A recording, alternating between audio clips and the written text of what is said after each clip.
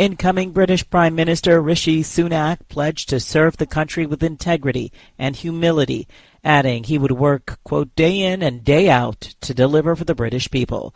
Sunak said the country faces a profound economic challenge. We now need stability and unity, and I will make it my utmost priority to bring our party and our country together, because that is the only way we will overcome the challenges we face and build a better, more prosperous future for our children. Sunak will now be asked by King Charles III to form a government. He will become the Prime Minister in a handover of power from Liz Truss later Monday or on Tuesday. Sunak is the first person of color to hold the position, the first Hindu, and at 42, the youngest in 200 years. Scottish First Minister Nicola Sturgeon and Labour Party Deputy Leader Angela Rayner both called for a general election Monday in the wake of former British Treasury Chief Rishi Sunak's move to UK Prime Minister. On the world front, Indian Prime Minister Narendra Modi congratulated incoming British Premier Rishi Sunak Monday on winning the contest to become the leader of Britain's Conservatives. He also tweeted special Diwali wishes to Sunak, a Hindu. Diwali is the Hindu festival of lights that symbolizes a victory of light over darkness. The streets of Kyiv were quiet Monday as the city recovered from Russia's heavy bombardment. Russian missiles rained down on cities across Ukraine, bringing fear and destruction to areas that had seen months of relative calm, an escalation in Moscow's war against its neighbor.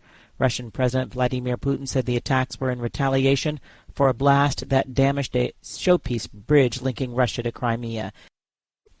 Airstrikes by Myanmar's military killed more than 60 people, including singers and musicians, attending an anniversary celebration of the Kachin ethnic minority's main political organization. This according to members of the group and a rescue worker on Monday.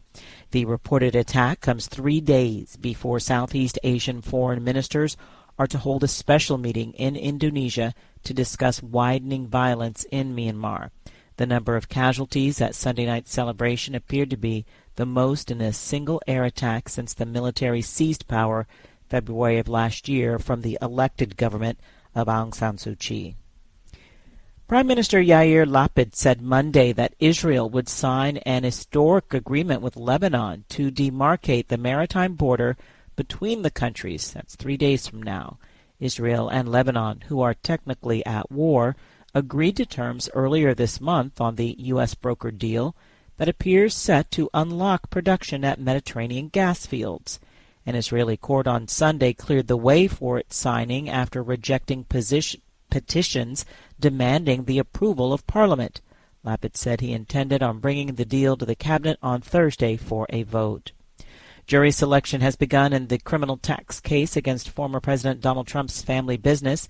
AP correspondent Julie Walker has more. Manhattan prosecutors say the Trump Organization helped top executives avoid income taxes on job perks like rent-free apartments and luxury cars. Former President Donald Trump is not on trial and isn't expected to testify, but the judge and lawyers will likely be looking to keep people off the jury if they have unshakably strong feelings about the Republican. The trial is expected to center on the actions and testimony of longtime executive Alan Weisselberg, who pleaded guilty in August to taking in more than $1.7 million worth of untaxed perks from the company. Trump calls the probe a political witch hunt. The company says it played by the rules. Julie Walker, New York.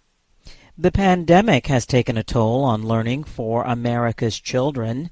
The results of a national test show the largest decreases ever in math scores and reading scores dropped to 1992 levels. Nearly 40% of 8th graders failed to grasp basic math concepts, and not a single state saw a notable improvement in their average test scores. In recapping our top story, incoming British Prime Minister Rishi Sunak pledged to serve the country with integrity and humility, adding that he would work day in and day out to deliver for the British people.